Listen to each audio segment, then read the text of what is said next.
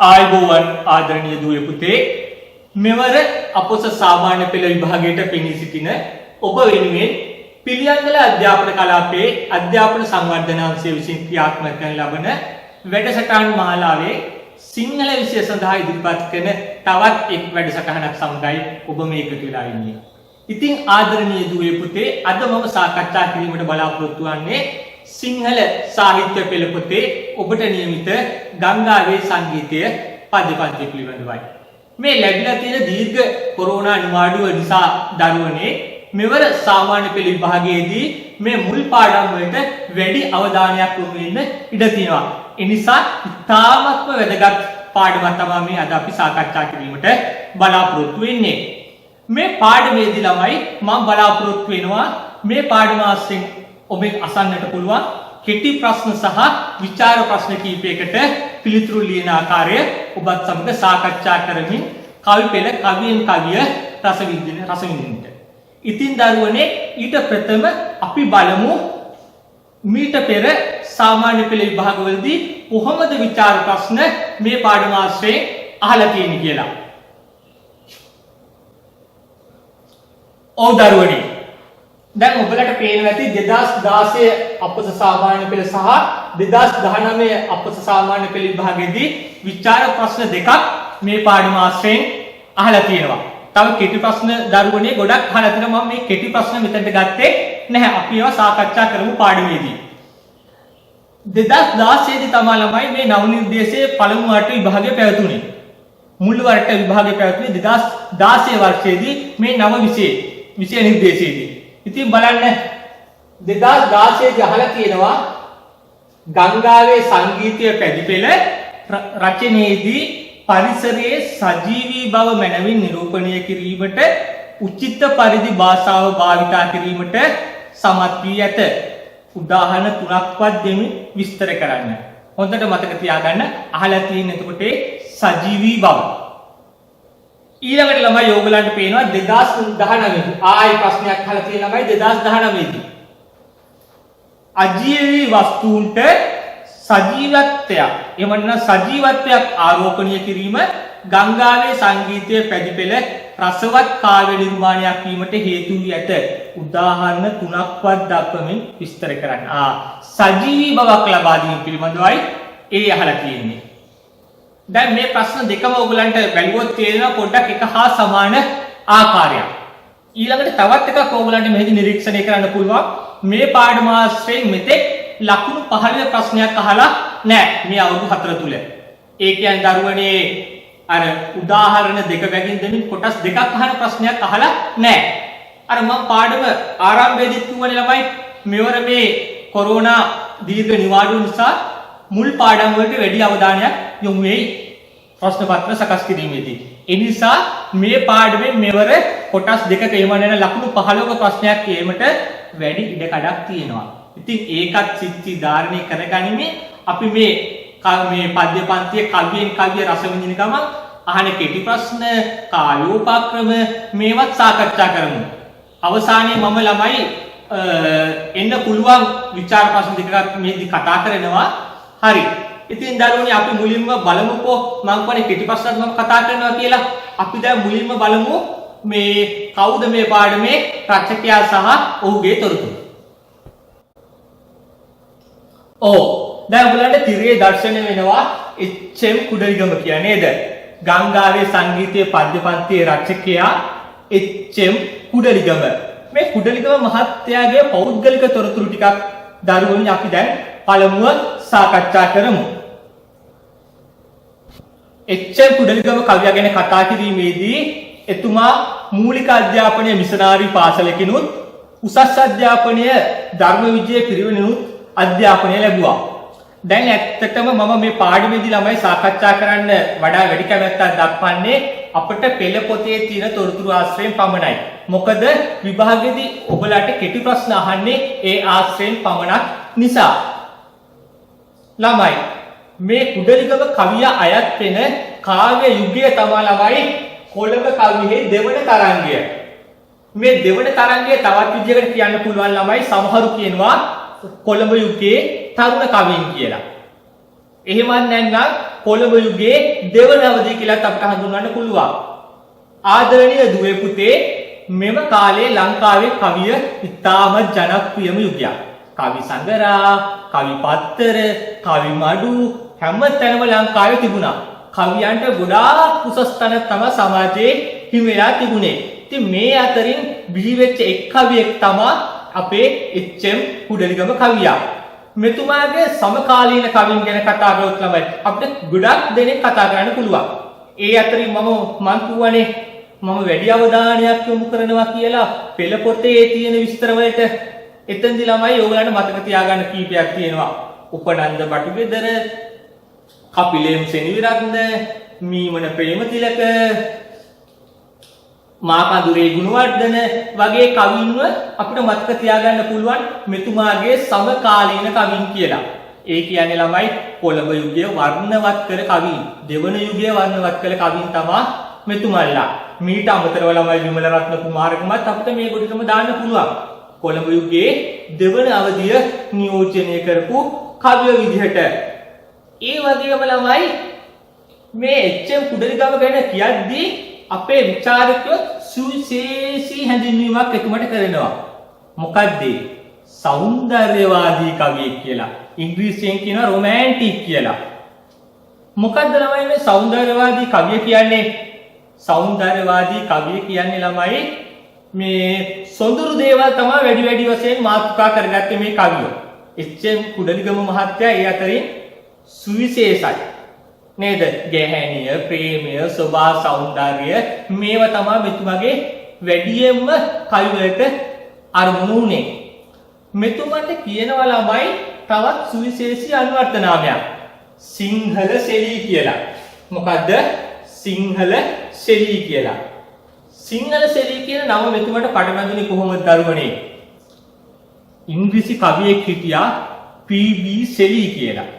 මේ පී.බී. සෙලී කවියාගේ කවිවල බොහෝ ලක්ෂණ එච්.එම්. කුඩලිගම කවියාගේ නිර්මාණවල දක්නට ලැබුණා. මෙන්න මේ නිසා තමයි ගොඩක් විචාරකයන් හැඳින්වුවේ අනුවර්ත නාමයකින් කුඩලිගමයන් සිංහල සෙලී කියලා. හැබැයි මතක තියාගන්න දරුවනේ කුඩලිගමයන් සෙලීගේ කවි අනුකරණය නොකළා කියලා තමයි විචාරකයන් පසු කාලීනව ඒ පිළිබඳ හැඳින්වුවේ. එහෙත් පොදු සත්‍යයක් තියෙනවා. සිංහල සෙලී කියලා මෙතුමාව හැඳින්වුවට මෙතුමා වැඩියෙන්ම ආభాෂය ලැබලා තියෙන ළමයි ඉන්දියානු මහා කවි රවීන්ද්‍රනාත් tagore. සිංහල සෙලී කියලා මෙතුමට හැඳින්වුවට දරුවනේ මෙතුමා වැඩියෙන්ම ආభాෂය ලැබලා තියෙන්නේ ඉන්දියානු මහා කවි රවීන්ද්‍රනාත් tagore.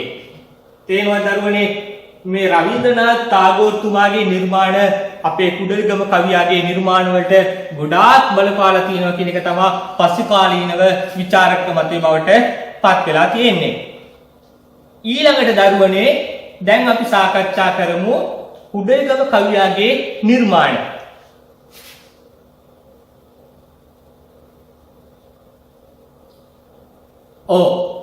දැන් අපේ දුවල පුතාලා කරන වැරදි කීපයක් තියෙනවා. තේනවද? මම මෙතෙන්ද මේ ඉදිරිපත් කිරීමේදී ඒවත් කතා කරන්න බලාපොරොත්තු වෙලා තියෙනවා. මම කියන්නේ කෙටි ප්‍රශ්න වලටත් මේ පාඩමේදී අපි සාකච්ඡා කරනවා කියලා දුවේ පුතේ. එතෙන්දි බලන්න එතුමා සේවය කළා තියෙනවා එච්.එම්. කුඩලිගමයන් පුවත්පත් ගණනාවක. දැන් ඔයගලන්ට තිරේ දිස් වෙනවා සිංහල බලය, දිනමින, සිළුමින, ජනතා ආදී පුවත්පත් එකල තිබිච්ච ජනප්‍රිය පුවත්පත් ගණනාවක එච්.එම්. කුඩලිගමයන් සේවය කළා තියෙනවා. ඒක පුවත්පත් ළමයි. ඊළඟට ඔයගලන්ට දක්නට ලැබෙනවා එතුමා සංස්කරණය කළ කවි සංගරාව. සුවඳ කියන කවි සංගරාවත් ළමයි සංස්කරණය කළේ එච්.එම්. කුඩලිගම. ඊළඟට තියෙනවා ළමයි එතුමාගේ නිර්මාණ පළමු සංගරා කීපයක්. අර මම පාඩම ආරම්භයේදී කිව්වනේ මේ කාලේ හරි කවිය ජනප්‍රියයි කියලා. කොළඹ යුගයේ දෙවනි අවධියේදී දරුවනේ කවිය බොහෝම ජනප්‍රියයි. කවි සංගරා, කවි පත්තර, කවි බඩු ඉතින් හරි ජනප්‍රියයි. කවි සංගරා කීපයක් මේකල පළ වුණා. එන්න එකක් තමයි සුවඳ, දේදුන්න, මීවදය වගේ කවි සංගරා ඉතාමත් වැදගත් ඒ කාලේ. දැන් මම එනවා ඔයගලන්ට වැදගත්ම දෙයක් මතක් කරන්න. විභාගයේදී කෙටි ප්‍රශ්න අහනවා ළමයි එච්.එම්. කුඩලිගමයන්ගේ නිර්මාණ නම් කරන්න කියලා. ඉතින් ඒ වෙලාවේදී ඕගොල්ලෝ සුවඳ, දේ දුන්න, මීවදේ වගේ උත්තර ලිව්වොත් ඔබගේ පිළිතුර වැරදි දරුවනි. ඒවා කවි සංගරා. එතුමාගේ නිර්මාණ පළ වෙච්ච කවි සංගරා. හොඳට මතක තියාගන්න. මෙන්න තියෙනවා එතුමාගේ නිර්මාණ. බලන්න. ඈ කුණාටුව කොමත් එක රටක සංවාදය වගේ ඒවා තමයි එතුමාගේ කාව්‍ය ග්‍රන්ථ. හොඳට දරුවනේ මතක තියාගන්න කවි සංගරා සහ කවි නිර්මාණ පටලවා ගන්න එපා. ඔබ එහෙම පිළිතුරක් ලිව්වොත් ඔබට හම්බෙන්නේ ඔබේ පිළිතුර වැරදි. හොඳට ඒක ධාරණය කරගන්න. කවි සුවඳ, දේ දුන්න, මීවදේ කියන්නේ කවි සංගරා. ඈ කුණාටුව කොමත් එක රටක සංවාදය ඒවලමයි එතුමාගේ කාව්‍ය ග්‍රන්ථ.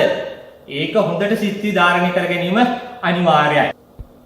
ඔව් දුවේ පුතේ, දැන් අපි කුඩලිගම කවියාගේ ජීවන තොරතුරු සහ නිර්මාණ ගැන සාකච්ඡා කළා. දැන් අපි අපට නියමිත ගංගාවේ සංගීතයේ පද්‍ය පන්තිය රස විඳින්න යමු වෙමු. මෙව පද්‍ය පන්තියෙන් ළමයි කවියාගේ කවිය අරමුණු කරගෙන තියෙන්නේ ගංගාවක ගමන් මඟ පිළිබඳ විස්තර කරමින් ලෝක දහම පිළිබඳ විවරණයක් ඔබ අප වෙත කියා පෑමටයි. එච්.එම්. කුඩලිගම කවියාගේ තියෙන අපිට සීමා කළ නොහැකි ප්‍රතිභා ශක්තියට කදින උදාහරණයක් තමයි දරුවනේ මේ ගංගාවේ සංගීතයේ පද්‍ය පන්තිය.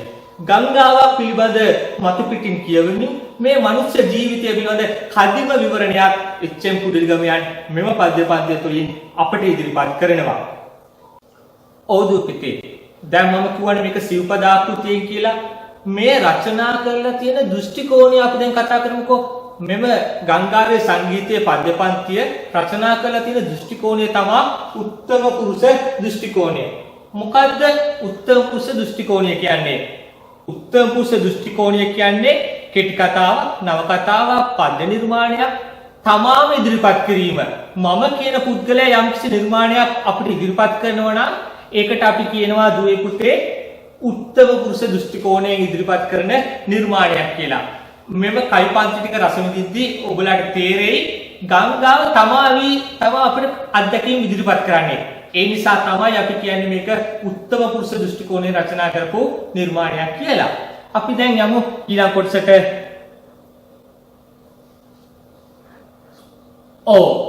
ඊට ප්‍රථම අපි මේ කවිය ගායනයක් රස විඳලා සිටිමුකෝ.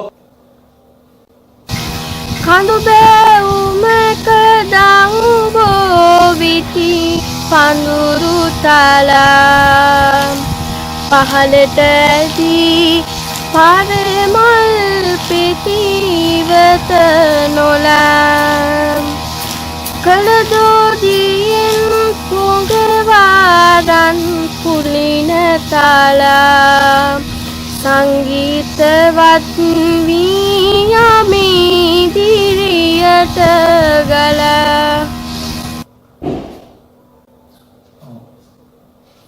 කඳු බෑවුමක දම්බෝ විටි පඳුරු තලා පහළට ඇදී පරමල් පෙති ඉවත නොලා කලදෝදියෙන් පොඟවාරන් පුලින තලා සංගීතවත් වී යමි දිරියට ගලා. ළමයි මේ ගංගාවක් හැදෙන්නේ පළමුව කුඩා දිය පහරකින්. මේ දිය පහරකින් ආරම්භ කරන ගංගාව අවසානයේ මුහුදුර යන දක්වා යන විට විශාල ජල ස්කන්ධයක් අරන් යන ජල කඳක් අරන් යන දිය පහරක් බවට පත් වෙනවා. කතුවරයා ඊටම රමණීය චිත්‍ර රූප අපිට ලැබෙන ආකාරයේ මේ පළවෙනි පද්‍යය අපිට ඉදිරිපත් කරනවා. කඳු බෑවුමක දම්බෝ විටි පඳුරු තලා. කන්දක ඉඳන් මේ දම්බෝ විටි වගේ ගැමි පරිසරයක තියෙන කුඩා පඳුරු අතරින් ගංගාව පල්ලෙහාට ගලාගෙන එනවා. පහළට ඇදී පරමල් පෙති ඉවත නොලා. හැබැයි මේ ජල කඳේ ළමයි පරමල් පෙති තියෙනවා. මම ඉදිරිපත් කිව්වනේ මේ පද්‍ය පන්තියේ රසාස්වාදයට පෙර ලෝදහම පිළිබඳ විවරණයකුත් කවියක් කියනවා කියලා. මෙතන ළමයි පරමල් පෙති කියන එකෙන් අපිට අදහස් කරන්නේ ජීවිතයේ තියෙන අසාර්ථක පැති. නිന്ദා, බාධක, කරදර මේවත් අරගෙන තමයි මේ අපේ ජීවන ගමන යන්නේ. ඒකයි කවිය කියන්නේ පරමල් පෙති ඉවත නොලා. අපිට ඒව අතහැලා යන්න බෑ දරුවනේ. නේද? ගංගාවේ ජල පහරේ අර මල් වගේම පරමල් ප්‍රතිත් තියෙනවා. අපේ ජීවිතයත් එහෙමයි. බලන්න ඊට පස්සේ කවියක් කියනවා කලදෝදියෙන් පොඟවාරන් පුලිනතලා රිදීවන් ජලය. කලදෝදියෙන් කියන්නේ පුතේ අර ගල් පරවල හැපිලා සුදු පාට ජල පහර පිරිසිදු ජල පහර නේද? පුලිනතලා වැලි තලාව අරන් පැහැති වැලි තලා පොඟවමින් සංගීතවත් වී යමිදී රියට ගලා අර සිහින් ශබ්දයක් සමග සමාදුවේ පුතේ ගංගාව පහළට ගලාගෙන යන්නේ කවියයක කියනවා සංගීතවත් වී යමිදී රියට ගලා කියන පහළට යෑම කවියා ඒ ශබ්ද ඒ සංගීතයක් ලෙස කවියා එච්.එම්. කුඩල්ගම කවියා දකින්නවා. ඉතින් පළවෙනි කවිය ගත්තොත් දුවේ පුතේ නැවතත් අපි බැලුවොත් අර කදිමාප්පේ චිත්‍රූප මවන ගමම්ම ලොකු පණිවිඩයකුත් ජීවන දර්ශනයට පණිවිඩයකුත් අපිට දෙනවා කවියා. පරමල් පෙතිවත නොලා නේද? අර කරදර බාධක අපහාස නින්දා මේවත් අපේ මනුෂ්‍ය ජීවිතයට අදාළයි. ගඟටත් එහෙමයි. මම පළමුව කියවනේ ගඟක් ගැන කියමි. මනුෂ්‍ය ජීවිතය තමයි කවියා මේ අපිට විවරණයක් දෙන්නේ. හරි දුවේ පුතේ. දැන් අපි යන් දෙවනි කවියට සැඟවෙමි බෙමි නිසසල වෙමි සසල වෙමි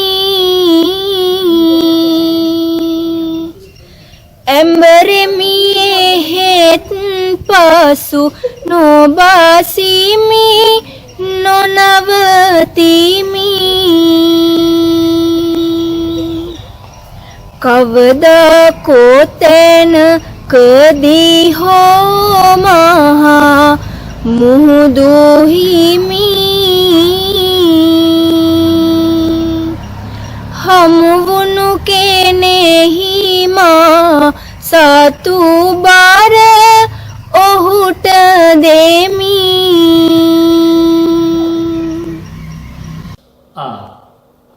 දැන් ඕගොල්ලෝ සිතින් මවා ගන්නකොට පුතේ මධ්‍යම කඳුකරේ එන ජල පහරක් ගංගාවක ආරම්භයේ හරිම වේගවත් නේද? උද කඳු බෑම් වලින් ගල් අතරින් රිංගලා තමයි මේ ජල පහර එන්නේ. සිහින් ජල පහර හරිම වේගවත් ගංගාවක ආරම්භයේදී. කවියා මේ වේගවත් බව අපේ සිතේ ජනනය වන ආකාරයට පද අපූර්ව ලෙස සංකලනය කරලා තියෙනවා. බලන්න සැඟවෙමි එබෙමි නිසසල වෙමි සසල වෙමි ඇඹරෙමි එහෙත් පසු නොබසිමි නොනවතිමි.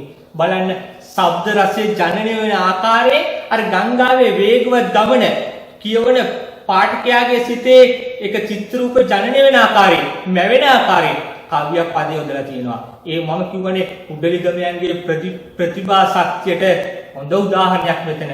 ළමයි ශබ්ද රසයේදී අපි කියනවා එක අකුරක් ස්වරයක් ව්‍යංජනයක් පදයක් නැවත නැවත උච්චාරණය කරනවා නම් ඒකට අපි කියනවා අනුප්‍රාසය කියලා. මෙන්න මේ කවියේ මුල් පද දෙකේ අපිට අනුප්‍රාස රසය ජනනය කරනවා කවියා.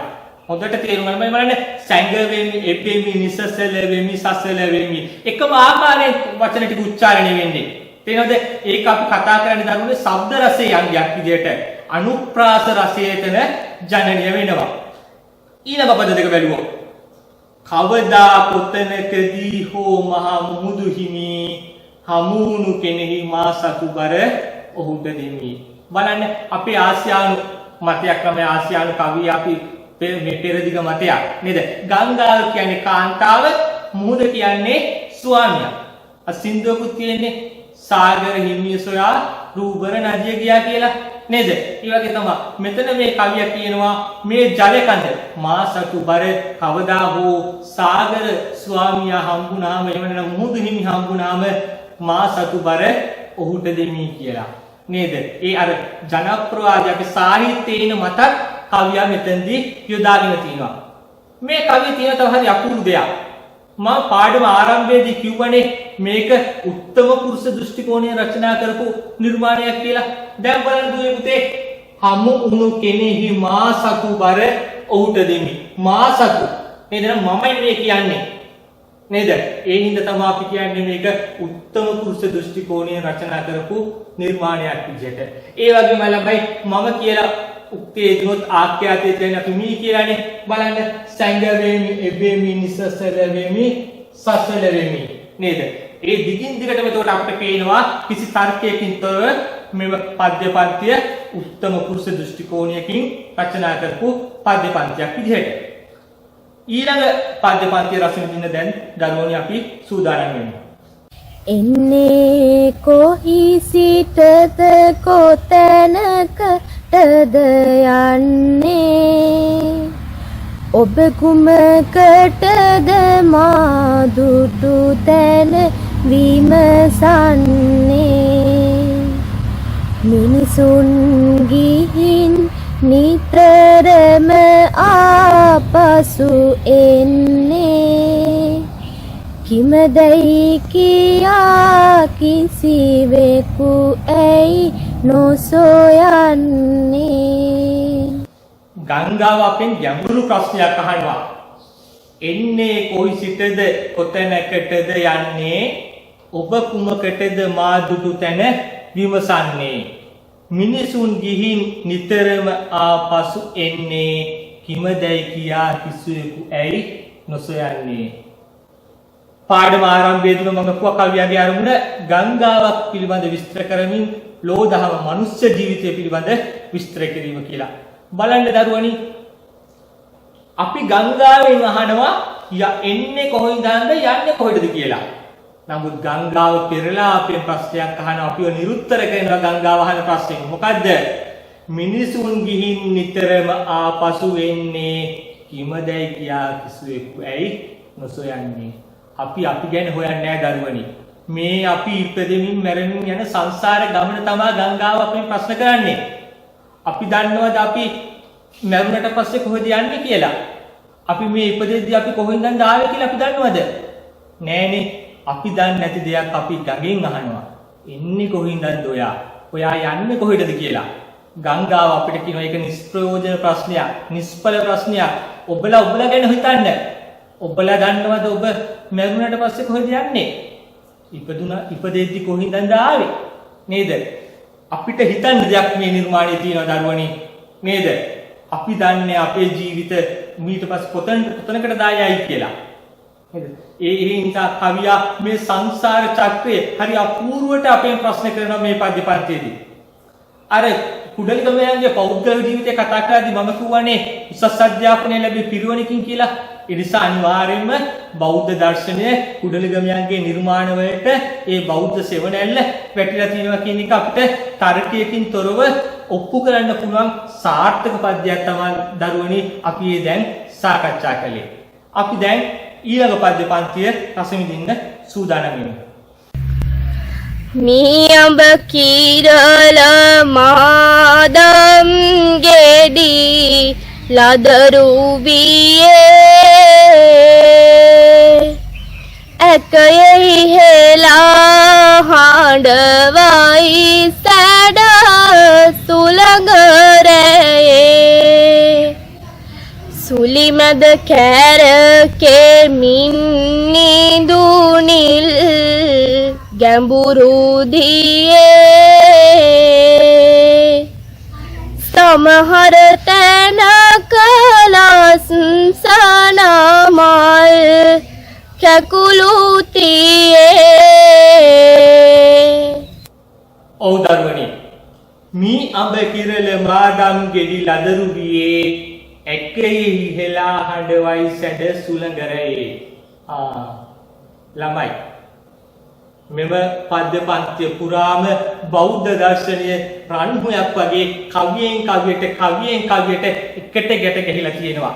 කවිය තවත් දෙයක් අපිට මතු කරනවා අපේ ජීවිතයේ තියෙන අස්තිර බව.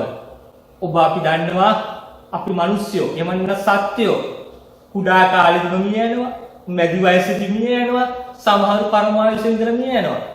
ඒ වගේ තමයි කවියා ඒක ගැප් කරනවා මේ සෝබා දහමට. බලන්න ඒක අපේ ප්‍රශ්න කරනවා. අනික තමයි ළමයි මේ පද්‍ය පන්තියේදී අපිට දක්වන්න ලැබෙන මූලික ලක්ෂණයක් තමයි මේ අජීවී වස්තු වලට සජීවී බවක් කවියා ආරෝපණය කරනවා. ඒක ඔයගලන්ට එන ਵਿਚාරෙක් ඒක. තේනවද? මේ අජීවී වස්තු සජීවී බවක් ලබා දෙනවා. අපි ඒකට ළමයි කාර්යයේදී කියනවා උත්ප්‍රේක්ෂාලංකාරය. මොකද්ද? උත්ප්‍රේක්ෂාලංකාරය කියලා. අජීවී වස්තු සජීවී බවක් ලබා දෙනවා. එහෙමත් නැත්නම් පරිසරයේ ස්වභාවයෙන් සිදුවන දෙයක් වෙනස් ආකාරයකට දැකීමට අපි කියනවා උත්ප්‍රේක්ෂාලංකාරය කියලා. මේ උත්ප්‍රේක්ෂාලංකාරයට හොඳම උදාහරණයක් තමයි මේ මුල් පද දෙක. ජීවිතය ගැනත් කියනවා කාව්‍ය ලක්ෂණක් මතු කරනවා කවියා. බලන්න මේ කුඩා මීයඹ කිරල ළමයි පැහිලා නැහැ, ඉදිලා නැහැ. බලන්න ලදරුවියේ අර අජීවී ගස්වල ගෙඩි වලට කවියක් කියනවා ළමයි ලදරුවියේ කියලා. අපි සාමාන්‍යයෙන් ලදරුවියේ කියන්නේ ළමයි මේ දරුවෙකුටනේ. ලදරුවියේ දරුවෙක් කියලා කියන්නේ. නමුත් කවියාර මීයඹ කිරල මාඩම් වගේ ඉදිච්ච නැති ගෙඩි වලට ලදරුවියේ කියනවා. ඒනම් ඒව ළමයි තාම හැදුනා විතරයි. මොකෝ වෙලා තියෙන්නේ?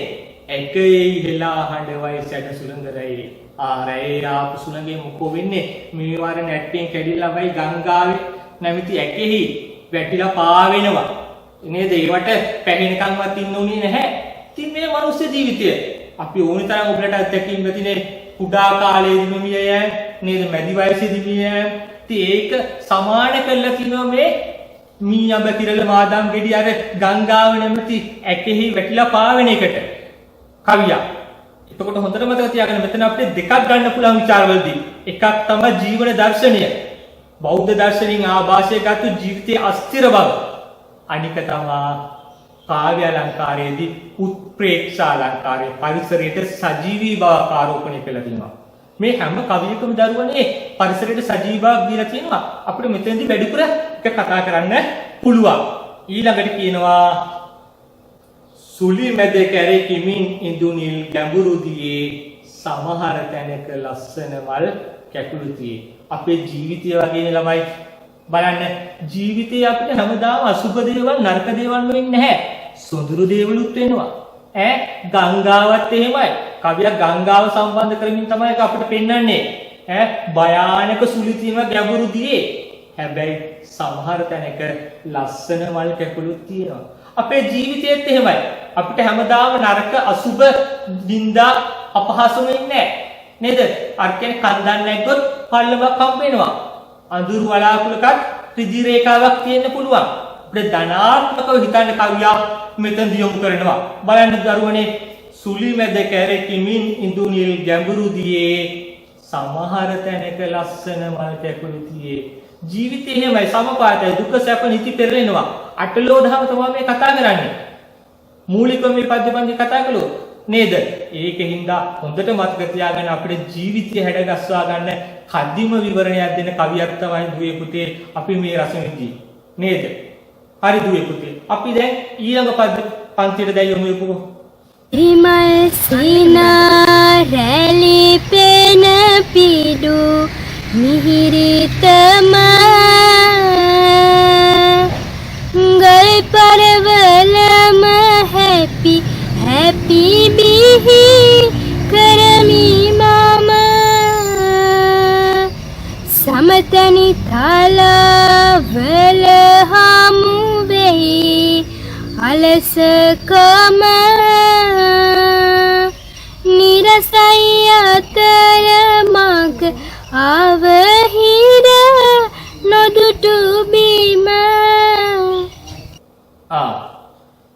හිරිමල් සිනා රැලි පෙන පිඬු මිහිරිතම ගල් පරවලම හැපි හැපි බිහි කරමි මම සමතනි තලාවල හමු වෙයි අලසකම නිරසයි අතර මග අවහිර නොදුටු බිම. ඉතින් දුවේ පුතේ කාව්‍ය උපක්‍රම ඔයගොල්ලෝ විචාරයක් කියන්නේ නෝනේ මේ සඳහන් කාව්‍ය උපක්‍රම කියලා දැන් අපි කීපයක් කතා කළා. උත්තර පුරුෂ දෘෂ්ටි කෝණය, උත්ප්‍රේක්ෂා අලංකාරය, මෙන්න මම දැන් තවත් එකක් කියනවා. බලන්න හිරිමල් සිනා රැලි පෙන පිඬු මිහිරිතම එතන තියෙන ළමයි රූපකයක්. හිරිමල් සිනා රැලි පෙන පිඬු කියන තැන තියෙන ළමයි රූපකයක්. මොකද්ද රූපකයක් කියන්නේ? මෙන් චේ වැනි බඳු අයුරු වගේ එව් ආදී නිපාත පද භාවිතා කරන්නේ නැතුව වස්තුන් දෙක ඍජුවම සමාන කිරීමට අපි කියනවා රූපකයක් කියලා. කවිය ළමයි මෙතන අර ගල් පරවල හැපිලා නැගෙන පෙනුපිටු සමාන කරනවා ඍජුවම මොකද්ද? යෞවනීය සිනහවකට, හිරිමල් සිනා රැල්ලකට. ලස්සන චිත්‍ර රූපයකුත් අපිට මවා ගන්න පුළුවන් නේද දුවේ පුතේ? අර ගල් පරවල හැපිලා පෙනුපිටු නැගිනවා. ඒක මේ නැගෙන පිළිපිටු කවිය සමාන කරනවා හිරිමල් සිනාවකට. යෞවනයේ සිනාවකට. ඔකෝ වයසක දත් හැරිච්චායගේ සිනාව ලස්සන නෑනේ. නේද? කවියගේ ඖචිත්‍ය කියන ලක්ෂණයත් අපිට එතන මතු කරන්න පුළුවන්. තේරෙනවද? ඖචිත්‍ය ලක්ෂණයත් එතන උචිත බව. උචිතම රූපකයක් තමයි උදාගෙන තියෙන්නේ හිරිමල් සිනාවට දරුවන් සමාන කරලා තියෙනවා ඒ පිළිපිටු. ගල් පරවලම හැපි හැපි බිහි කරමි මම. ඔන්න ආයි මම කියලා කියන උත්තර පුරුෂ දෘෂ්ටි කෝණය නේද? හැපි හැපි කියන එක අපිට ගන්න පුළුවන් අනුප්‍රාස රසයට ආයි නෝන්නන්න නැවත. ඊට පස්සේ ලස්සන පණිවිඩයක් කියනවා දුවේ පුතේ අන්තිම පද දෙකකින්. පුළුවන් නම් ඔයගොල්ලෝගේ සිංහල පොතේ ලියා ගන්න මේක මුල් පිටුවේ. ඔයගොල්ලෝ ජීවන පරමාදර්ශය බවට පත් කරගන්න මේ පද දෙක අන්තිම පදෙක. මොකක්ද කියන්නේ? සමතැනිතලාවල හමුවේ අලසකම නිරසයි අතර මග අවහිරණු දුටු බංගිම.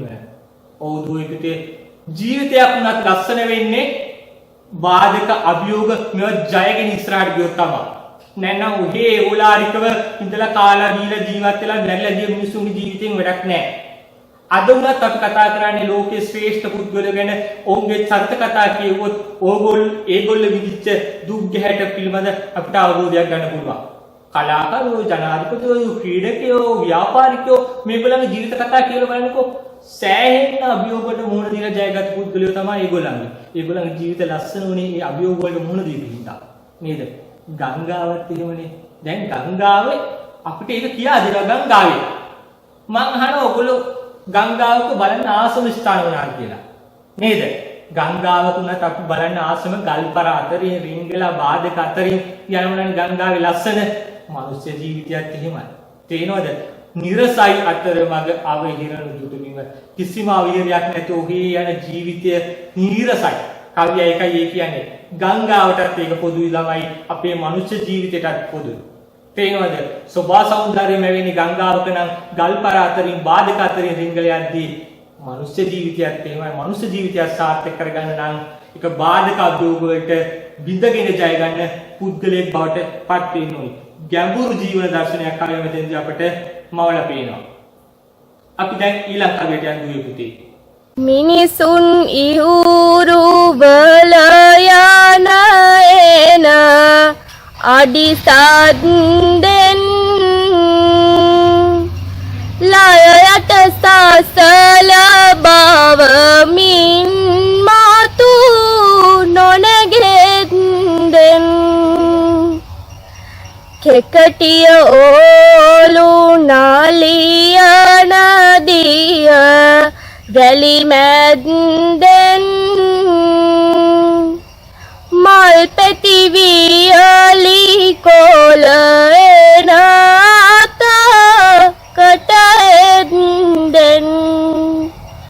දැන් දුවේ පුතේ ගංගාව කුඩා දිය පහරක් ලෙසින් ආරම්භිච්ච ගංගාව දැන් පරිණත වෙලා. දැන් අතු ගංගා එකතු වෙලා තවත් කුඩා ජල පහරවල් එකතු වෙලා දැන් විශාල ජල කඳක් මුහුදුර කරා. ඒ වගේ නම් මොයකට දක්වා අරගෙන යනවා දැන් ගංගාව. දැන් ගංගාව පොඩි කාලේ හැසිරීම වලට වඩා වෙනස් ගඟ දැන්. ගංගාවෙන් අපිට කියනවා බලන්නකෝ මිනිසුන් ඉවුරු වල යන එන අඩි සද්දෙන් ලයයට සසල බව මින්මතු නොනැගෙද්දී. ඉස්සර නම් ඉවුරු වල මිනිස්සු යද්දි ගංගාව බය වුණා. ලය කියන්නේ හදවත පොඩ්ඩක් සෙලවුණා. හැබැයි දැන් බය නැහැ. මනුෂ්‍ය ජීවිතෙත් එහෙමයි. අපි කුඩා කාලේ අපි හැසිරෙච්ච ආකාරයට අපි අත්දැකීම් ලැබලා පරිණත වෙද්දී අපි හැසිරෙන්නේ නැහනේ. නේද? කවියක් කියන්නේ ඒකයි. ලයයට සසල බව මින්මතු නොනැගෙද්දී. දැන් මට බය නැහැ. ඉස්සර නම් ඉවුරු වල මිනිස්සු යද්දි අඩි සද්දෙන් මම බය වුණා. හදවත සෙලවුණා. දැන් එහෙම නැහැ. අපිත් එහෙමයි මිනිස්සුත් අත්දැකීම් ලබන අපි ජීවිතේ පරිණත වෙනවා. තේන තරුණ කාලේ හෝ කුඩා කාලේ අපි දක්වපු හැසිරීම අපි පරිණත වුණාම දක්වන්නේ නැහැ. ගංගාවත් එහෙමයි. ඊට පස්සේ කියනවා කෙකටිය ඕලු නලියන දිය රැලි මැද්දෙන් මල් පෙති වියලි කොළ එන අතකට යෙදෙන්. අර අපි මුලින් සඳහන් කරපු දේව තමයි ළමයි මෙතනදිත් අපිට කතා කරන්න තියෙන්නේ. ලස්සන කෙකටිය ඕලු වගේ මල් තියෙනවා. ඒ වගේම තමයි වියලි කොළත් එනවා. ඉපදෙනවා මැරෙනවා. සැප තියෙනවා දුක හම්බ වෙනවා. මේ දෙක පොදුයි. දැන් පරිණත වෙලා ගංගාව. නේද? ගංගාව දැන් ඒවට සැලෙන්නේ නැහැ. මනුෂ්‍ය ජීවිතේත් එහෙමයි. අපි මේ අත්දැකීම් තුලින් ජීවිතේ පරිණත වෙද්දී ඒවා දරා ගන්න අපි පුරුදු වෙනවා. දුක්ඛ සැප, ඉපදීම මරණය, නිന്ദා ප්‍රශංසා මේවට අපි මුහුණ දෙන්න ඕනේ. කවිය කියන්නේ ඒකයි. නේද දුවේ පුතේ? ගැඹුරුම ජීවන පණිවිඩයක් ඒ කවියුත් කුඩලිගමයන් අපට විස්තර කරනවා. දැන් අපි අපේ ඊළඟ පද්‍ය පන්තියට. රන්තරු පීරිවාරාගත් සඳ මඩල යට මහවන බීමක් මැද ගිරි කුළු අතර සිට නොමින හේලි දහමක පානි උඩය පිට කොඳුරමි කේන්දිරියක් මුළු ලොව නිසල කොට අපේ අවසාන පද්‍ය පන්තිය ධර්මනේ ගංගාවේ සංගීතය පාඩමේ බලන්න දැන් ගංගාව පරිණතයි. දැන් ගංගාව මෝයර දක්වා යන ගමනේ මහා වනාන්තරයක් මැද්දෙන් දැන් ගලන්නේ බොහොම නිසලයි. දැන් අර මුලින් තිබිච්ච වේගවත් ගමන ගංගාවේ නැහැ. නේද? සිහින් ශබ්දයක් විතරයි ඇහෙන්නේ. ඒක කවිය කියලා කෙඳිරියක් වගේ කියලා. බලන්න රන්තරු පිරිවරාගත් සඳ මඩලයට මහා වන බිමක් මැද ගිරි කුළු අතර සිට මේ රාත්‍රී කාලයක් අපූර්ව චිත්‍ර රූපයක් අපේ පාඨකයට අපිට මහපානවා. මහා වනාන්තරයක් මැද්දෙන් දැන් මේ ගංගා ගලන්නේ. මහා ගිරි කුළු අතර රාත්‍රී කාලයක සඳ පායලා තියෙනවා. මේ බලන්න නොමියන හේලි දහවක පණිවිඩය පිට කොඳුරමි කෙඳිරියක් මුළු ලොව නිසල කොට. නොමියන හේලි දහම. හේලි දහම කියන්නේ සනාතන දහම. එහෙම නැත්නම් නොවෙනස් වෙන දහම. අපි මේ එක කවිය කතා කළා ළමයි මේ දහම් වෙනස් වෙන්නේ නැහැ නේද? ලෝකේ පැවතිච්ච දවසේ සිට අවසානයේ දක්වාම මේ අපි කතා කරපු දහම වෙනස් වෙන්නේ නැහැ. මොකද්ද? ඇති වී පැවති නැති වී යන මේ ලෝකේ දුක සැප නේද? නිന്ദා ප්‍රශංසා සමගින් එන අෂ්ටලෝක ධර්මය මේක නොවෙනස් වෙන දහමක්. මෙන්න මේ සනාතන දහම අපිට කදිමට පසක් කරමින් ගංගාව ගහිමින් සැරේ ගලා යනවා කියලා කවිය අපට පෙන්වනවා නේද? මේ නොමියන හේලි දහමක පණිවිඩය පිට කියන එක ළමයි හරිම ලස්සනයි නේද? අප මම මුලිනුත් කතා කළේ විශේෂයෙන් අටලෝ දහම කවදාවත් වෙනස් වෙන්නේ නැහැ ඒක නේද? කොයි රටකට කවර කාලයකටවත් වෙනස් නොවන දහමක්. ඒකයි කියන්නේ හේලි දහම වෙන සනාතන දහමක්. ජීවිතයේ අස්තිර බව. ඉතින් ළමයි මේ පද්‍ය පන්තිය පුරාම සාකච්ඡා කරන්නේ ඔය බුදුදහමේ හරිය තමයි. නේද? බුදුදහමේ හරිය කවදාවත් වෙනස් වෙන දහමක් නෙවෙයි දරුවනේ. නේද? ඉතින් දරුවනේ අපි දැන් අපිට නියමිත කවි හතම රස වින්දා. දැන් මම ඕගොල්ලන්ව අරගෙන යනවා විචාර ප්‍රශ්න දෙකක් ලියන්නේ කොහොමද කියලා පොඩ්ඩක් ඕගොල්ලෝ සමග සාකච්ඡා කරන්න. දැන් අපි ඒවට ගන්න උදාහරණ මේ සංගම සාකච්ඡා කරමු.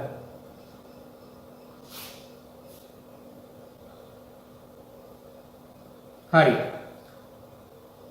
ඕගොල්ලන්ගේ පෙළ පොතේ තියෙන ළමයි ඊට අමතරව විචාර ලියන්නත් අහන්න පුළුවන් රස නිෂ්පත්තියට කවියා භාවිතා කරන කාව්‍ය උපක්‍රම. අපිට මෙතනදී ළමයි ගොඩාක් දේවල් කතා කරන්න පුළුවන්.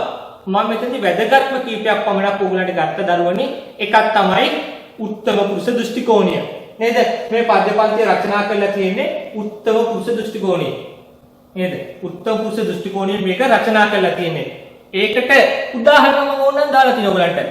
විචාරය ලියද්දී ළමයි උදාහරණ දාන්න ඕනේ. ගුරුවරයා ලකුණු දෙන්නේ ඔබේ උදාහරණයට. තේරුම් ගන්නකෝ ඒක උදාහරණ ගන්න තැනුත් මම වතු කරලා තියෙනවා මෙතනදී. බලන්න උත්තම පුරුෂ දෘෂ්ටි කෝණය කියන නිකන් ලිවට ලකුණු දෙන්නේ නැහැ. මෙන්න තියෙන උදාහරණය. හමු වුණු කෙනෙහි මා සතු බර ඔහුට දෙමි. මා සතු කියලා එතන තියෙන උත්තම පුරුෂ දෘෂ්ටි කෝණය.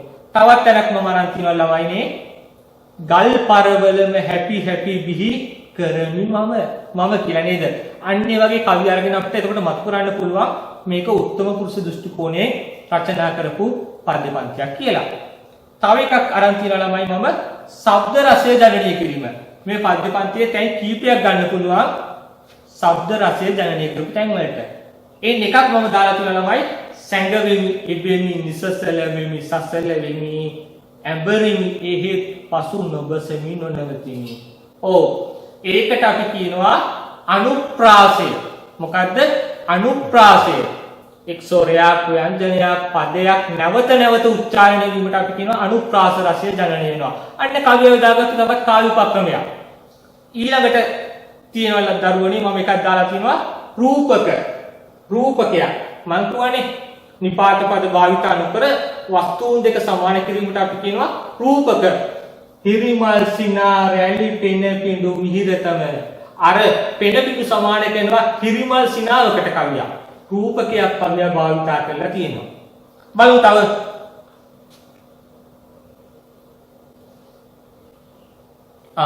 ඉතාමත් වැදගත් දෙයක් ලබයි මම මේ මතක් කරන්නේ ඔයගලන්ට උත්ප්‍රේක්ෂාලංකාරය. මේක තනිකර ප්‍රශ්නයක් විදිහට අහන්න පුළුවන් ළමයි. සමහර අවුරුදු අහලා තියෙනවා. ගංගාවේ සංගීතයේ පද්‍ය පන්තිය අජීවී පරිසරයට සජීවීවක් ලබා දීම කියන එක ਵਿਚාරය. නේද? මම මෙතන විස්තර කරලා තියෙනවා මොකද උත්ප්‍රේක්ෂාලංකාරය කියන්නේ කියලා නේද?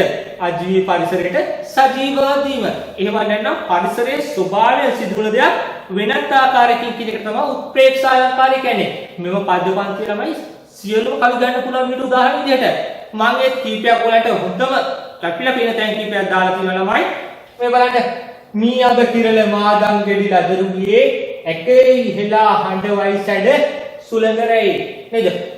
ජීව මේ ලදරුවේ නේද? එකේ ඉහලා හඬවයි නේද? මාදම් ගෙඩි කිරල ගෙඩි හඬන්නේ නේද? ඒකට ජීවක් ලබා දීලා තියෙනවා පරිසරයට.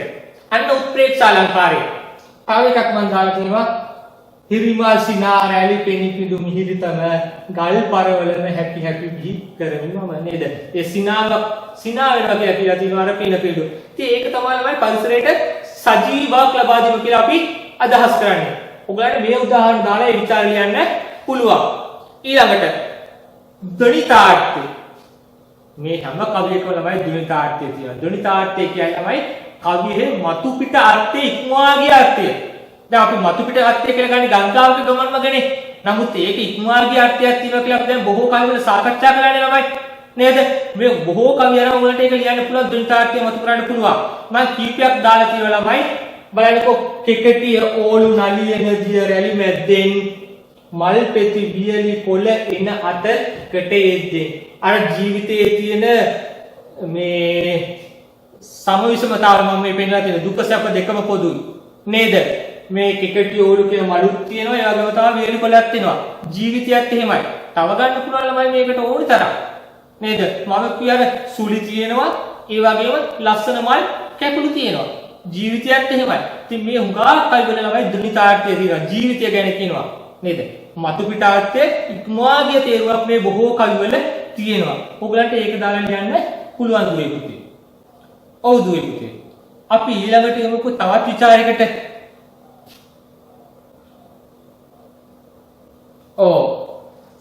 ජීවන දර්ශනය. මේ පද්‍ය පන්තියෙන් කියවෙන ජීවන දර්ශනය කියන්නේ කියලා විචාරයක් එන්න පුළුවන්. තාම ජනප්‍රිය විචාරයක් මේ පාඩම ආශ්‍රයෙන් එන.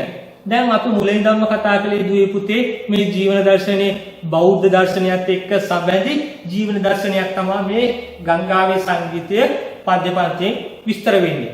අපි කීපයක් ආයෙ මතක් කරලා පාඩම අවසන් කරමුකෝ. බලන්න ජීවිතයට එන අභියෝග බාධක වලට පසු නොබැසම මුහුණ දෙන්න ඕනේ. කවිය එක කියනවනේ අඹරමි එහෙත් පසු නොබසෙමි නොනවතිමි නේද? ඒ කවිය අරගෙන මේක විස්තර කරන්න පුළුවන් නේද? ගල්පර දැක පෙරමුණේ මොන නදියද නැවතුනේ. ඔව් ගල්පර දැක්ක කියලා ඉස්සරහ ගංගාවක් නැවතුනේ නැහැ දුවේ පුතේ. ඒ වගේ තමයි මිනිස්සු අපි කරදර බාධක මේවා ජයගෙන ඉස්සරහට යන්න ඕනි කියලා හොඳ පරිවිඩයක් ඒ කවියෙන් අපිට දීලා තිනවා. ඒ වගේම බලන්නකෝ එන්නේ කොහි සිටද කොතැනකටද යන්නේ ඔබ කුමකටද මා දුටු තැන විමසන්නේ. මේ අපි මැරෙනවා ඉපදෙනවා අපි දන්නේ නැහැ කොයි සිට එනවද කොයි සිට යනවද කියලා. ගංගාව එක මතක් කරනවා අපිට. අන්න ජීවන දර්ශනය නේද? අපි දන්නේ මේ ලෝකයේ පිළිබඳ අවබෝධයක්. අපි ගංගාවෙන් විමසනවා. ඉතින් ඒ පිළිබඳවත් කවියක් මෙතනදී මතක් කරනවා අපිට ජීවන දර්ශනය කියතින්දී අන්න ඒ කවි අරගෙන ළමයි විස්තර කරන්න පුළුවන් අපි මේ ජීවිතේ ඉපද මැරමින් යන සංසාර ගමන. ඊළඟට මී ඔබ කිරල මාදම් ගෙඩි ලදරු වියේ ඇකෙහි හෙලා හඬවයි සැඩ සුළඟරේ නේද? අර ජීවිතයේ තියෙන අස්තිර බව කුඩා කාලේදී මිය යනවා, මැදි වයසේදී මිය යනවා. අපේ ජීවිතය කියන්නේ නේද? අපේ බෞද්ධ සාහිත්‍යය කියනවනේ නේද? තරමත තියෙන පිළිබිඳක් වගේ කියලා නේද? ඒක කවියා අර අජීවී වස්තු වලින් අපිට මතු කරලා දෙනවා ජීවිතයේ තියෙන අස්තිර බව. ඊළඟට මී ඔබ කිරල මාදම් ගෙඩි ලදරු වියේ ඇකෙහි හෙලා හඬවයි සැඩ සුළඟරේ නේද? අර ජීවිතයේ තියෙන අස්තිර බව කුඩා කාලේදී මිය යනවා, මැදි වයසේදී මිය යනවා. අපේ ජීවිතය කියන්නේ නේද? අපේ බෞද්ධ සාහිත්‍යය කියනවනේ නේද? තනමත තියෙන පිළිබිඳක් වගේ කියලා නේද? ඒක කවියා අර අජීවී වස්තු වලින් අපිට මතු කරලා දෙනවා ජීවිතයේ තියෙන අස්තිර බව. ඊළඟට ජීවිතයක් ජය ගන්න නම් ළමයි අභියෝග වලට මුහුණ දෙන්න ඕනේ. නේද? කාලා බීලා ඔය නිදාගෙන ඉඳලා මැරිලා යන ජීවිත වලින් ලෝකෙට වැඩකුත් නැහැ, Tamanට වැඩකුත් නැහැ. නේද? අභියෝග මතින් ජය ගන්න ජීවිතය තමයි ලෝකේ ලස්සන කරන්නේ. ඒක කවියා මෙහෙම කිව්වනේ.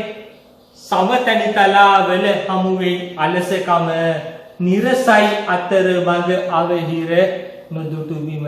නේද? මම මෙතන කවි සාකච්ඡා කරද්දී ළමයි මේවා කතා කළා. මේ ආශ්‍රයෙන් ඔයගලට ලියන්න පුළුවන්. නේද? අභියෝග ජයගෙන ජීවිතයේ ජය ගැනීම පිළිබඳ කරදර බාධක වලින් වැටෙන්නේ නැතුව ජීවිතේට මුහුණ දීම. ඒකයි ඒ කතා කරන්නේ.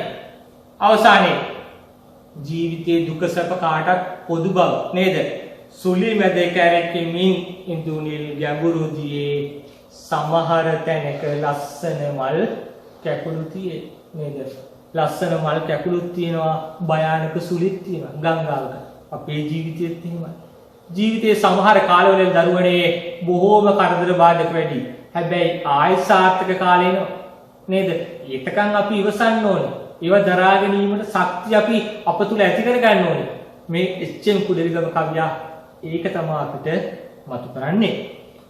හරි දුවේ පුතේ, අදට අපට නියමිත පාඩම තමයි අපි ගංගාවේ සංගීතයේ ඒ සාකච්ඡා කළේ.